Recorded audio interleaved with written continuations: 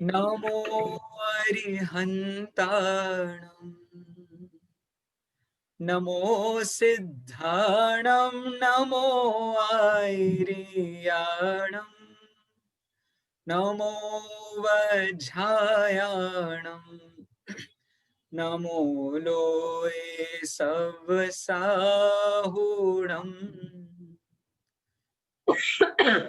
भगवान् रो मंगलम गौतमो गणी मंगलम कुंद कुंदार्यो जैन धर्मोस्तु मंगलम सर्वमंगल मांगल्यम सर्वकल्याणकारकम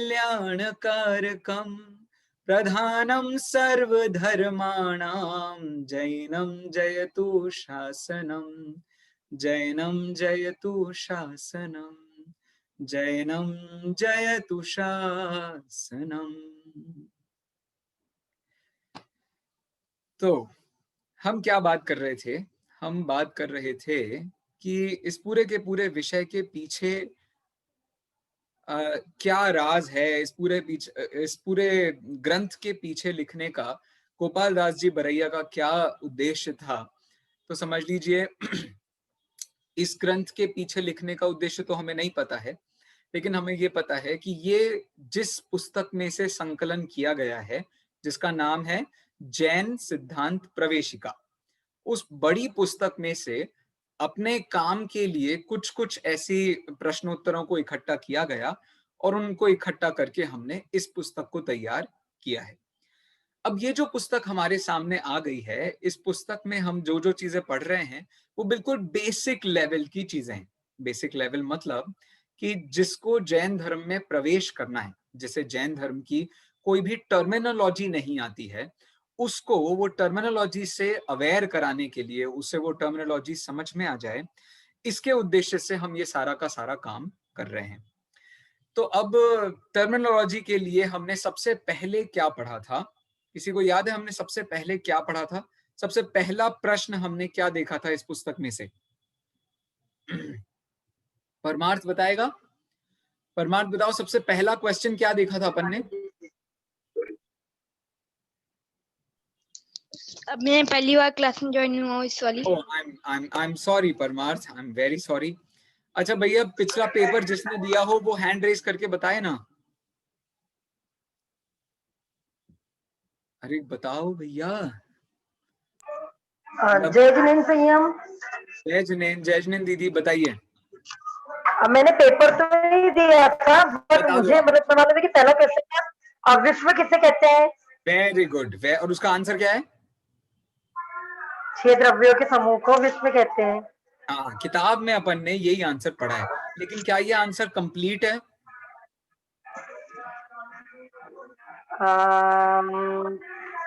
नहीं, थोड़ा इसमें एडिशन होना चाहिए। बताओ बताओ। वो तुम बताओगे। अच्छा देखो, मैं बताता हूँ। इसमें सिर्फ इतना ही एडिशन होना चाहिए, जाति अपेक्षा 6 द्रव्यों के समूह को विश्व। अच्छा हाँ, परमार्थ बता रहे हैं। ओ आई एम सॉरी। परमार्थ बताओ, इस विश्व किसे कहते हैं कि दोनों परिभाषाएं बता दो तुम अपने मन से, बोलो। सामान्य सामान्य विश्व। आवाज आ रही है? हाँ आ रही है। 6 द्रव्यों के समूहों को विश्व कहते हैं। जाति अपेक्षा 6 होते हैं और संख्या अपेक्षा असंख्यात होते हैं। नहीं, अनंत होते हैं। तो जाति अपेक्षा 6 द्रव्यों के समूह को विश्व कहते हैं और संख्या अपेक्षा अनंत द्रव्यों के समूह को विश्व कहते हैं। ऐसे आपको विश्व की परिभाषा मेरे ख्याल से हम सब बहुत अच्छे से पढ़ चुके हैं। अब हमें आगे बढ़ना है। आगे बढ़ते हुए हम आज इस लेवल पर बात करने वाले हैं। मैं आपको अपनी पीपीटी शेयर करता हूं। कहां गया? देखिए, आज हमको पढ़ना है द्रव्य के कितने भेद हैं। ठीक है, ये प्रश्न मेरे ख्याल से सबके लिए बिल्कुल ही कॉमन प्रश्न है। आप सबको इस प्रश्न के बारे में पता ही है। मुझे कोई बताएगा भैया, द्रव्यों के नाम जानना चाहता हूं मैं। संवेग जी बताएंगे, संवेग जैन। अच्छा किसी ने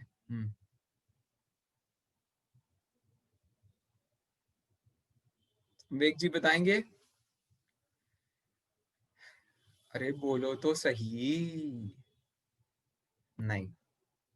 मीनू मीनू मीनू भाभी बताएंगी। बताइए भाभी। भाभी 6 द्रव्यों के आवाज आ नाम। रही है भैया? आवाज आ रही है भैया? हाँ हाँ हाँ। हाँ, 6 द्रव्य जीव, पुद्गल, धर्म, अधर्म, आकाश और काल। 7 हो गए ना, 7 तत्व नहीं है ये? आपने 6 नहीं, द्रव्य बताया, जीव, 7 तत्व पुद्गल, बताए? धर्म, अधर्म, आकाश और काल। Sorry sorry. 6 द्रव्य। हाँ बिल्कुल सही है। मैं थोड़ा कंफ्यूज करने की कोशिश कर रहा था, लेकिन मैं सक्सेसफुल नहीं हो पाया, मेरा जोक खराब हो गया। कोई बात नहीं। 7 तत्वों के नाम हैं जीव, अजीव, आश्रव, बंध, संवर, निर्जरा, मोक्ष। और 6 द्रव्यों के नाम क्या हैं? तो जीव, पुद्गल, धर्म, अधर्म, आकाश और काल। ठीक है, हम सबको पता है ये 6 काल। द्रव्य होते हैं। ठीक है, 6 द्रव्यों के एक एक शब्द के अपन नाम पर बात करने वाले हैं। ठीक है, जीव शब्द है। ठीक है, जीव शब्द का मतलब क्या होता है? कोई मुझे बता सकता है? जीव को यदि मैं डिक्शनरी में खोजूंगा तो मुझे जीव का क्या मीनिंग पता चलेगा? मीनू भाभी बता रही हैं, परमार्थ भी बता रहे हैं, और कोई बताएगा मुझे? कंचन जी बताएंगी? अरे यार, ये खिड़कियां खोल लो आप लोग अपनी अपनी, तो मुझे पता तो पड़ेगा कि लोग मुझे सुन रहे हैं, वरना मैं यहाँ मुश्किल हो जाएगी मुझे। अच्छा, संवेग जी बोल रहे हैं? हाँ, ये 2-3 लोगों की खिड़कियां खुली हैं, अच्छी बात है। अच्छा, क्या है मेरा प्रश्न? मेरा प्रश्न इतना सा है, जीव शब्द को जब मैं डिक्शनरी में खोजूंगा तो मुझे क्या पढ़ने को मिलेगा? हाँ ज्ञप्ति जी बोलिए। जड़ चेतना। ना, आपका अनम्यूट नहीं हुआ।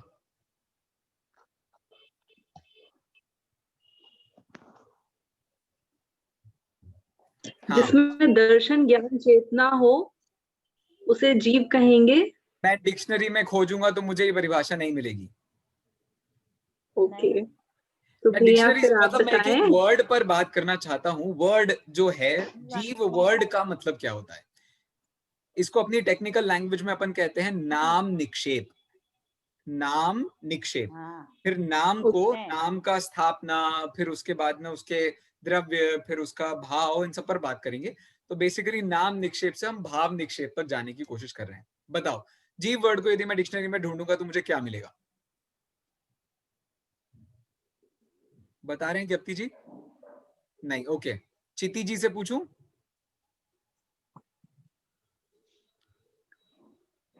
हाँ जी। जो जानता देखता है वो जीव है। ये डिक्शनरी में आई डाउट ये नहीं मिलेगी परिभाषा। नहीं, आप, अरे यार आप तो कैसी बातें कर रही हो? आप तो यार मास्टर हो हिंदी की। मैं मतलब हिंदी के लिए तो हम आप ही को जानते हैं। जो जीता है वो जीव। Yes, very good very good. जीवति इति जीवः, जो जीता है उसे जीव कहते हैं। कितनी बड़ी बात है, आपको ये समझ में आ रहा है? लिविंग फोर्स का नाम जीव होता है, लिविंग बीइंग का नाम जीव होता है। इसका मतलब जो जीता है उसको जीव कहते हैं। ये ज्ञान दर्शन तो बहुत एक्स्ट्रा परिभाषाएं हैं, ये सुख वगैरह सब एक्स्ट्रा परिभाषाएं हैं। एक्चुअल पहली परिभाषा जीव की क्या है? तो जो जीता है उसे जीव कहते हैं। लेकिन क्या ये परिभाषा सही है? सोच करके देखिएगा, क्या ये परिभाषा सही है? क्या जीना, हाँ, संवेग जी हाँ बोलिए। संवेग जी कुछ बोल रहे हैं? नहीं, ओके। हाँ, मैं ये पूछ रहा हूं, यदि जीने के हिसाब से बात करें तो क्या पुद्गल द्रव्य नहीं जी रहा है? मतलब क्या उसके पास अस्तित्व गुण नहीं है? क्या उसके पास वस्तुत्व गुण नहीं है? क्या उसके पास जो अपन ने 6 गुण सुने हैं वो सब उसके जीने का ही तो मतलब है? हर द्रव्य अपना द्रव्यत्व है, परिणमनशीलता है उसके पास में। तो पुद्गल नहीं जी रहा है, धर्म, अधर्म, आकाश, काल ये सब नहीं जी रहे हैं। प्रेमलता चाची बताओ, फिर हम जीव को ही जीव क्यों कह रहे हैं? हाँ, कोई कुछ पूछ रहा है? भैया हाँ बोलिए। भैया ये जो सीक्वेंस है वो सीक्वेंस गलत है। ऐसा संजीव जी अरे वो जीव पुद्गल, संजीत जी के प्रवचन में ऐसा आया था कि हम मनुष्यों ने ऐसा बना लिया है क्योंकि हम जीव हैं और हमारा शरीर जो पुद्गल है, और फिर हमें चलने फिरने के लिए धर्म अधर्म की जरूरत पड़ती है, और फिर हमें जहाँ चलेंगे वो आकाश है, और जो टाइम लगा वो काल है। पर जो एक्चुअल में ग्रंथों में लिखी हुई है वो परिवार वो ऑर्डर मेरे को अच्छे से ध्यान नहीं, पर कुछ ऐसा है, मैं धर्म बताता अधर्म हूँ, पुद्गल आकाश जीव काल, शायद। मैं बोलता हूँ। थैंक यू परमार्थ जी, इस विषय में हमें दोबारा से चर्चा करने का मौका देने के लिए। चलिए, अब आ गया ये विषय तो अपन पहले इसी पर बात कर लेते हैं, फिर जीव पर वापस जाएंगे। देखिए परमार्थ जी, ऐसी बात है कि ग्रंथ सिर्फ एक तत्वार्थ सूत्र नहीं है। तत्वार्थ सूत्र ग्रंथ में क्रम क्या है? अजीव काया धर्मा धर्माकाश पुद्गलाह। अजीव काया धर्मा धर्माकाश पुद्गला मतलब धर्म अधर्म आकाश पुद्गल, इसके बाद जीव और उसके बाद में काल। ये जो क्रम है ये सिर्फ तत्वार्थ सूत्र का क्रम है। इसके अलावा आप ग्रंथ पढ़ेंगे तो आपको ये क्रम भी मिल जाएगा, जीव पुद्गल धर्म अधर्म आकाश काल। क्यों? क्योंकि आपको उसके लिए पढ़ना पड़ेगा द्रव्य संग्रह।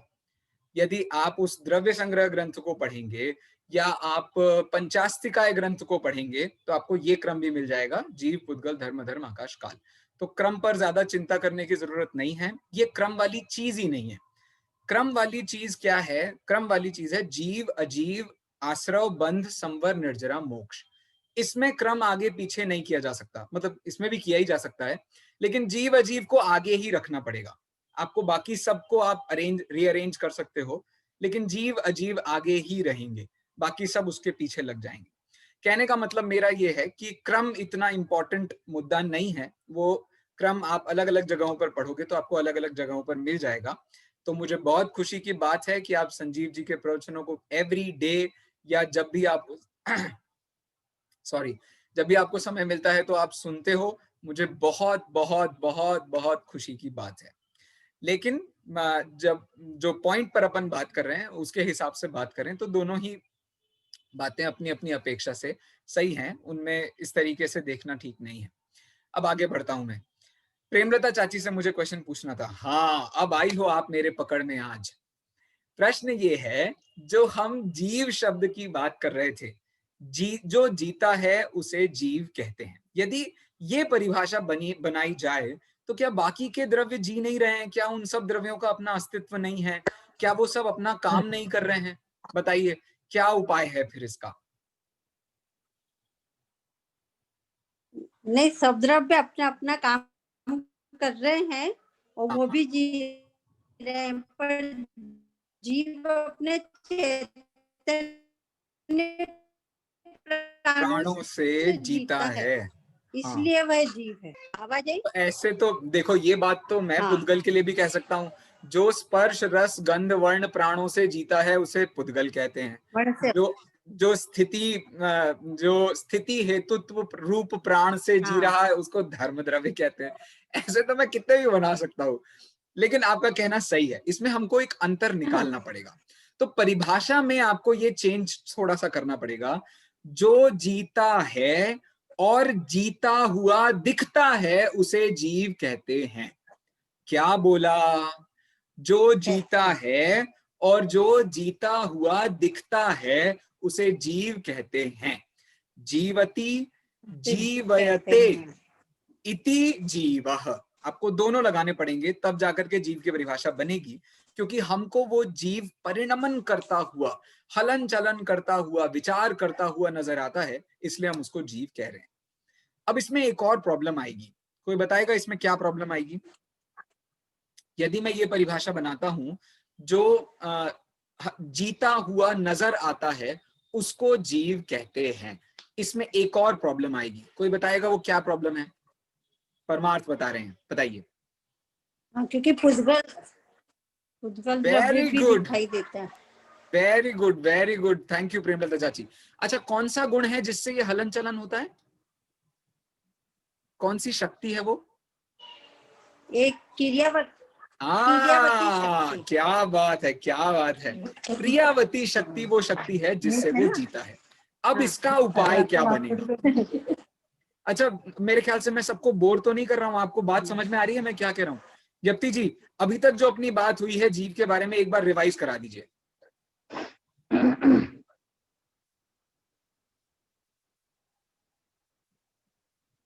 अनम्यूट करना पड़ेगा आपको।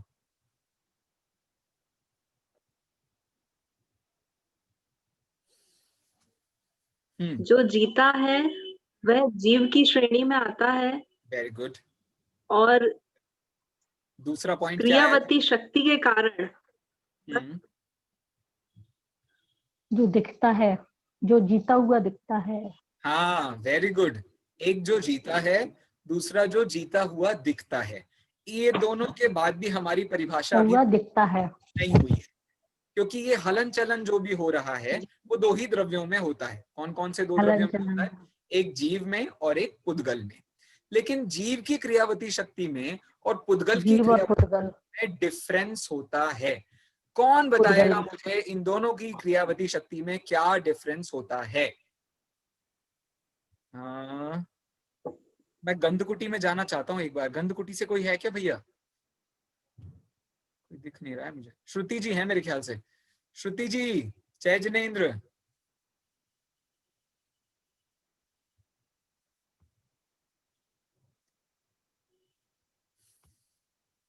नहीं, ओके। डॉक्टर संगीता जी हैं हमारे साथ, शायद वो कुछ हमें हाईलाइट कर सकें कुछ। हाँ मैम।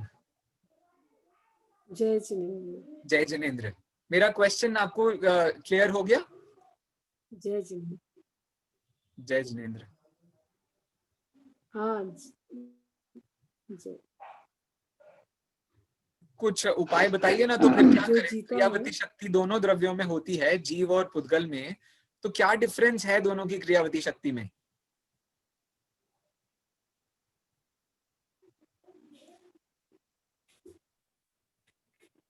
अच्छा, नहीं कोई और बता रहा है मुझे?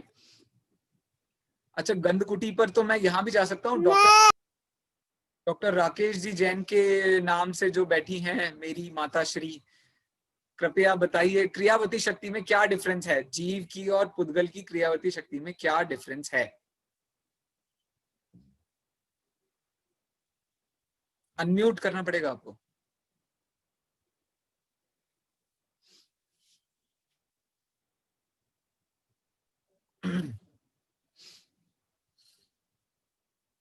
हाँ, नहीं हुआ। अरे अनम्यूट। हाँ बोलिए।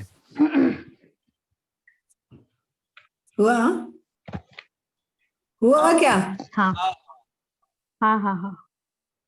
तो जीव और पुद्गल की वास्तव में तो जीव में हलन चलन नहीं होता है, वो तो पुद्गल के साथ है इसलिए हलन चलन करता हुआ दिखता है, परंतु पुद्गल जो है, हाँ फिर क्या है? दोनों में अपनी अपनी क्रियावती शक्ति है, ये बात से तो कोई भी इनकार नहीं है। जीव के पास अपनी क्रियावती शक्ति है, उसके माध्यम से धर्म द्रव्य उसमें बनता है और उसमें हलन चलन होता है। ऐसा ही पुद्गल द्रव्य के साथ, पुद्गल द्रव्य में क्रियावती शक्ति है, धर्म द्रव्य उसमें निमित्त बनता है। अब उसमें सक्रिय निमित्त तो जीव द्रव्य बन जाएगा, निष्क्रिय निमित्त बन जाएगा आपका पुद्गल द्रव्य, सॉरी धर्म द्रव्य, ऐसा कह सकते हैं। प्रेमलता चाची हमको कुछ बता रही हैं। हाँ जी, अनम्यूट करना पड़ेगा आपको। सॉरी सॉरी सॉरी, एक बार फिर से अनम्यूट करना पड़ेगा। नहीं, अनम्यूट करना पड़ेगा, आपकी आवाज नहीं आ रही। हाँ बोलिए। हो गया भैया। बोलिए बोलिए। जैसे जीव में शक्ति, जीव में और पुद्गल में दोनों में क्रियावती शक्ति है, परंतु यदि किसी व्यक्ति को लकवा लग गया, हाँ, यदि किसी व्यक्ति को लकवा लग गया तो उसकी इच्छा होते हुए भी वो गमन नहीं कर सकता। और कोई जीव मर गया, मुर्दा है, पर फिर भी उसको जैसे 4 लोग ले जाके शमशान में छोड़ देते हैं, तो उसकी क्रियावती शक्ति बिना उसके भी हो रही है। ये है मतलब जैसे। बहुत बढ़िया, आपने पहुंचने की बहुत बहुत हद तक बहुत क्लोज कोशिश करी है। मैं बिल्कुल आखिरी आपको जवाब देता हूं। जो जीव द्रव्य है उसकी क्रियावती शक्ति ऑटोमेटिक है। लेकिन जो पुद्गल की क्रियावती शक्ति है वो ऑटोमेटिक नहीं है, वो जीव के द्वारा हलन चलन कराने पर होती है। बात समझ में आ रही है आपको? जैसे आप किसी भी उदाहरण पर लगा लो, जैसे मैं जीव द्रव्य हूं, मेरे पास में जो हलन चलन करने की शक्ति है वो मेरी खुद की है। अब उसके कारण ये जो हाथ हिलते हुए नजर आ रहे हैं, ये हाथों के पास वैसी क्रियावती शक्ति नहीं है कि ये खुद से अपने आप को हिला लें। इनको हिलाने के लिए कोई बाहर से फोर्स चाहिए।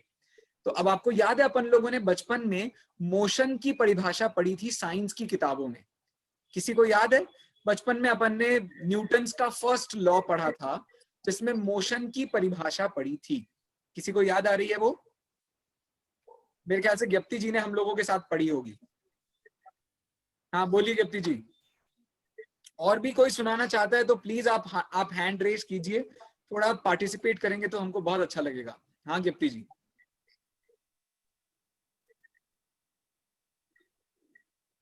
भैया मोशन वर्ड को अगर अपन उसका मीनिंग निकालें तो वो वर्ड आया है मूवमेंट, किसी चीज के मूव करना।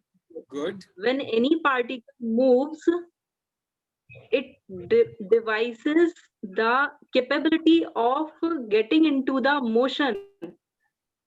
न्यूटन्स फर्स्ट लॉ आपको याद आ रहा है? Newton's first law. Anything, हाँ, Newton's first law says, first law of Newton's first law of motion. Yes. देखो मैं बताता हूँ, ध्यान से सुनना भैया सब, ठीक है? हाँ, जब किसी वस्तु पर एक फोर्स दिया जाता है तो वो गति को प्राप्त होती है, अर्थात उसमें परिणमन होता है।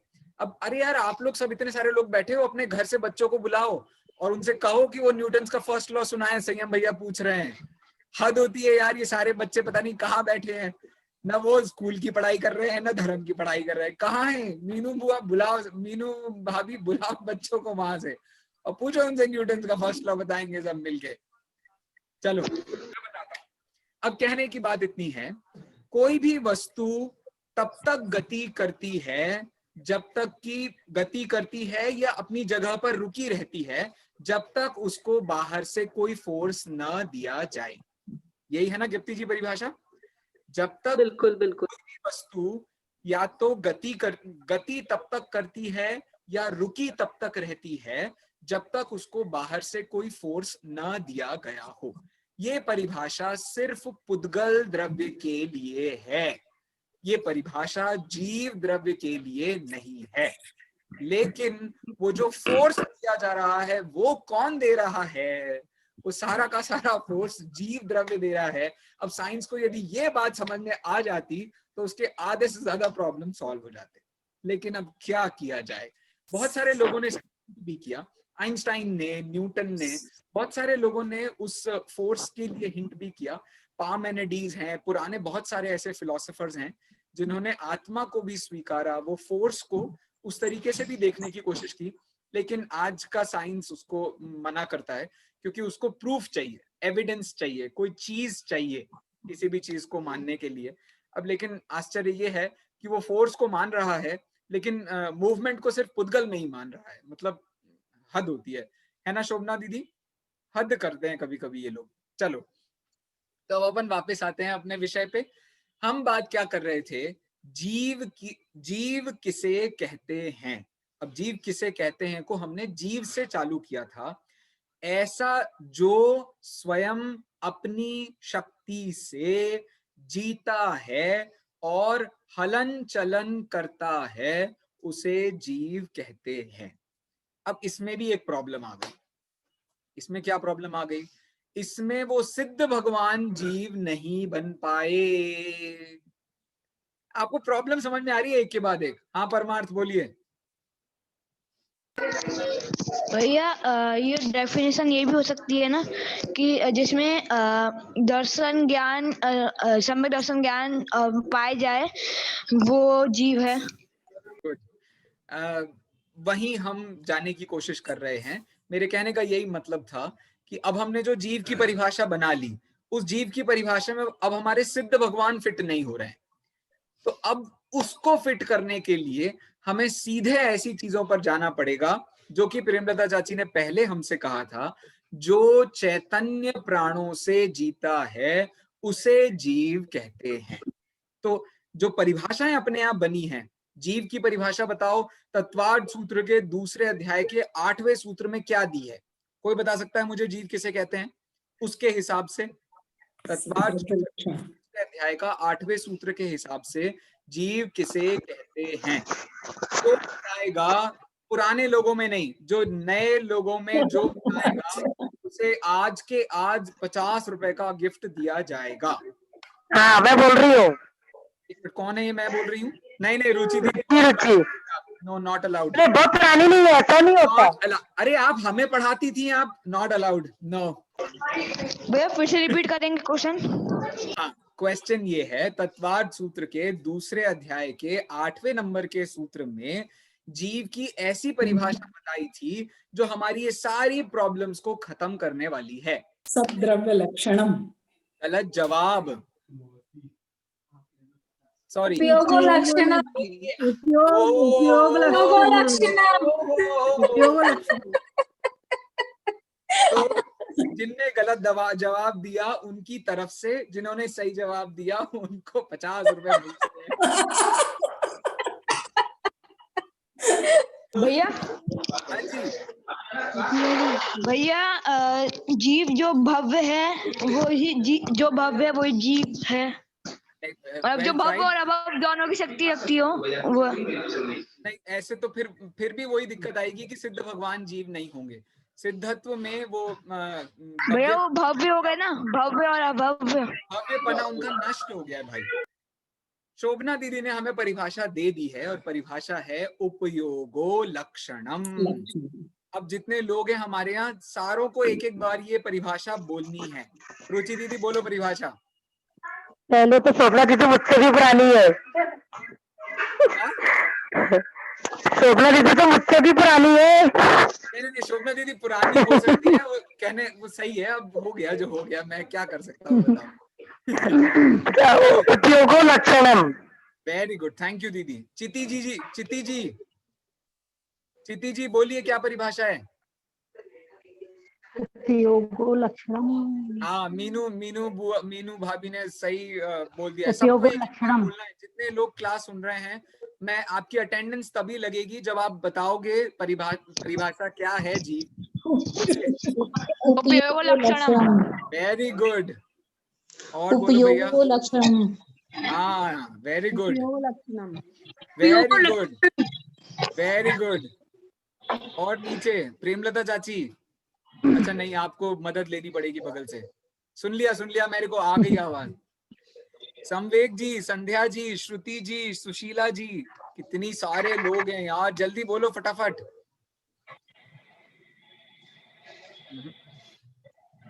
आज इनकी अटेंडेंस नहीं लग पा रही है, मैं क्या कर सकता हूँ। लक्षणम। हाँ, अरे यार आप प्यार से बोलो। जय महावीर। जय महावीर। उपयोगो लक्षणम। हाँ बिल्कुल सही है, उपयोगो लक्षणम। चलिए, तो हमने इस पूरे विषय में इस बात को बहुत अच्छे से समझा है कि ये उपयोग को जिस लेवल पर हम बात कर रहे हैं, जैसा जिसका इंडिकेशन हमको प्रेमलता चाची ने भी किया था, उसका इंडिकेशन हमको परमार्थ ने भी किया। जो जानता देखता है उसे जीव कहते हैं। ये ही एकमात्र परिभाषा है जो कि सारी परिभाषाओं में सबसे सही फिट बैठती है। और ये परिभाषा हमको गोपाल दास जी बरैया भी सिखा रहे हैं। देखिए, गोपाल दास जी बरैया ने हमें बताया, जिसमें चेतना अर्थात ज्ञान दर्शन रूप शक्ति होती है उसे जीव द्रव्य कहते हैं। तो ज्ञान दर्शन की शक्ति जिसमें होती है उसको जीव द्रव्य कहा जाता है। इस प्रकार की ये परिभाषा हमने पढ़ी है। अब मैं आपसे ये पूछ रहा हूँ, आपको बताना है, बाल बोध में जो जीव अजीव का पाठ अपन ने पढ़ा था उसमें हमने एक और परिभाषा जीव की पढ़ी थी। आपको बताना है वो भैया मैं परिभाषा। बताऊं? हाँ बोलो। जो जानता है देखता है और जिसमें ज्ञान पाया जाता है वो जीव है। जो जानता तो देखता नहीं है और जिसमें ज्ञान नहीं पाया जाता है वो जीव है। तो अपन ने कवर कर ली। मैं तो बेटा पूछ रहा हूँ दूसरी परिभाषा क्या है, ये तो कवर हो गई। श्रुति जी बता रही हैं। जो सुख दुख का अनुभव करता है, क्या जो बात जानता है, देखता है। Very good very good. जो सुख दुख का अनुभव करता है उसे जीव कहते हैं। अब बताओ, सिद्ध भगवान सुख दुख का अनुभव करते हैं कि नहीं करते हैं मीनू भाभी?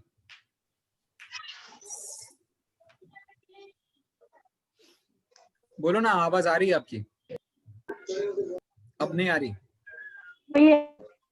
नहीं करते। किसने कहा? श्रुति जी ने। भगवान करते हैं या पक्की बात नहीं? है, पक्की बात है, सिद्ध भगवान सुख दुख का अनुभव नहीं करते? मैं स्टैम्प पेपर पर लिखवाऊंगा आपसे। देखो मैं तो बोलता हूँ, सिद्ध भगवान उस सुख दुख का अनुभव नहीं करते हैं जो शारीरिक होता है। वो उस सुख दुख का अनुभव नहीं करते हैं जिसको हम मिथ्या दृष्टि लोग सुख दुख मानते हैं। लेकिन क्या यदि वो दुख का अनुभव नहीं करते हैं तो क्या वो सुख का भी अनुभव नहीं करते हैं? अरहंत भगवान के 4 गुण आपको याद है श्रुति जी? अनंत सुख, हाँ बोलिए बोलिए, सही सही पकड़े हैं। अनंत सुख, अनंत दर्शन, अनंत अनंत ज्ञान। यस, तो सुख का वो वेदन करते हैं, उसकी अपेक्षा से हम बिल्कुल कह सकते हैं ये परिभाषा बिल्कुल सही है। अब जैसे निगोदिया जीव है, वो बेचारा किसी भी प्रकार के सुख का वेदन नहीं कर रहा है, लेकिन दुख का वेदन तो कर रहा है। तो ऐसी सिचुएशंस बन सकती हैं, जो सुख का वेदन कर रहा है लेकिन दुख का नहीं कर रहा है, जो दुख का कर रहा है लेकिन सुख का नहीं कर रहा है, लेकिन इन सबको हम जीव अवश्य कहेंगे। बोलिए परमार्थ जी। जैसे अभी आपने कहा निगोदिया जीव दुख का अनुभव नहीं कर रहे, पर कर रहे हैं।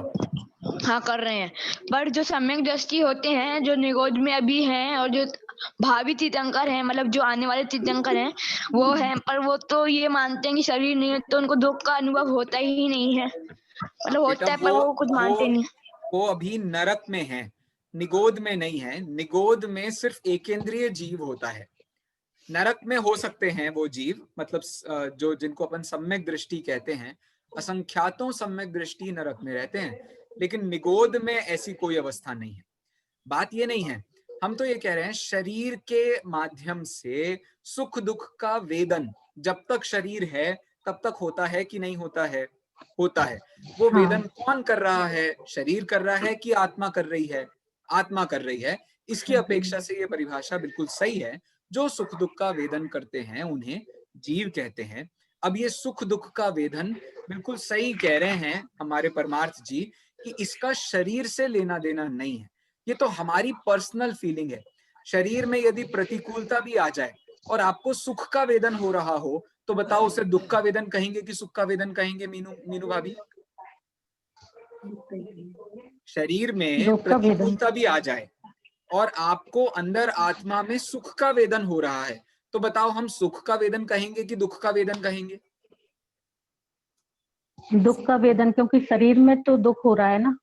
अरे लेकिन आत्मा में तो सुख हो रहा है ना, अनुभूति कर रहा है वो हाँ, तो आत्मा में सुख है तो सुख का वेदन है, आत्मा के हिसाब से सुख का वेदन है, लेकिन बाहरी पुद्गल के हिसाब से जितनी देर तक वो अपने उसका उपयोग, जितनी देर तक उसका उपयोग अच्छा। आत्मा में स्थिर है तब तक तो उसे सुख का वेदन हो रहा है। सुख का जैसे वेदन उसे है। शरीर का ज्ञान हो, उपयोग में शरीर का ज्ञान हो गया तो दुख का वेदन। ऐसे सुख दुख का वेदन चलता रहता है। कहने का मतलब ये है, ये जो जीव द्रव्य है, इस जीव द्रव्य की वो एबिलिटी है जिसके माध्यम से हमको समझ में आता है, जो जानता देखता है, सुख दुख का वेदन करता है, उसे हम जीव द्रव्य कहते हैं।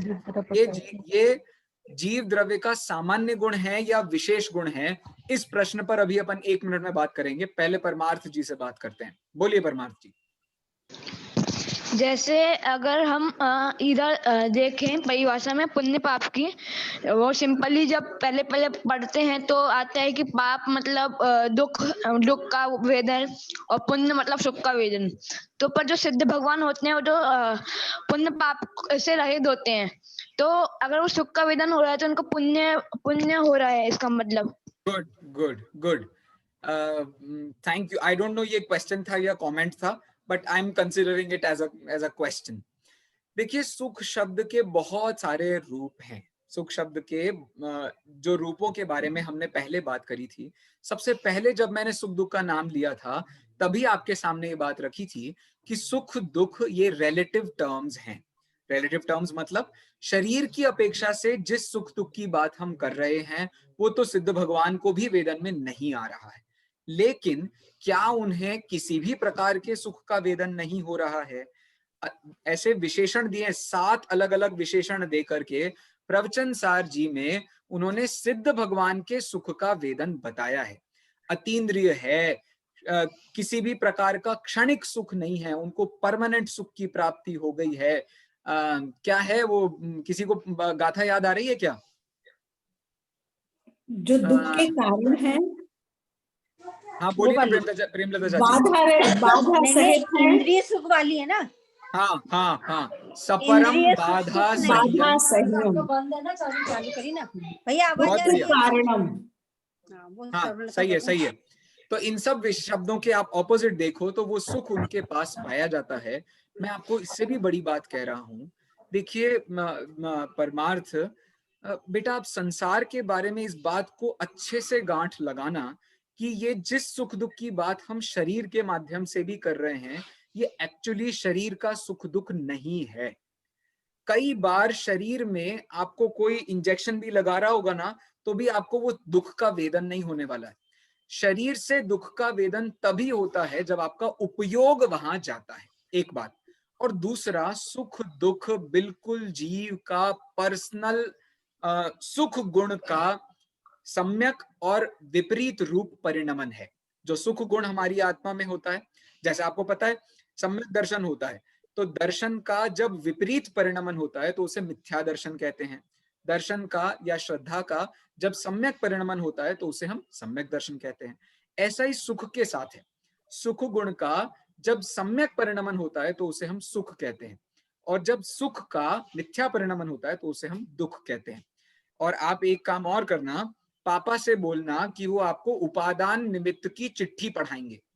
उस उपादान निमित्त की चिट्ठी में उन्होंने ये बात बताई है, पुण्य में जो सुख हो रहा है उसमें गर्भित शुद्धता होने से वो सेम प्रकार का सुख, ऐसा सुख है वो उनको भी होता है, अर्थात सारे संसारी जीवों को भी होता है, और सिद्ध जीवों को भी उस सुख की जाति एक जैसी होती है। इसको आप और डिटेल में समझना चाहें तो आप ये समझने की कोशिश कीजिए, आपको जो अनुकूलता की फीलिंग हो रही है, वो अनुकूलता की फीलिंग एब्सोल्युटली दोनों जगह पर, अर्थात संसार में भी और मोक्ष में भी बिल्कुल एक जैसी होती है। पुण्य के रेफरेंस में भी यदि आपको सुख की फीलिंग हो रही है तो उसमें जो अनुकूलता का अंश है, अनुकूलता का पॉइंट ऑफ व्यू है, वो दोनों जगह एक जैसा होता है।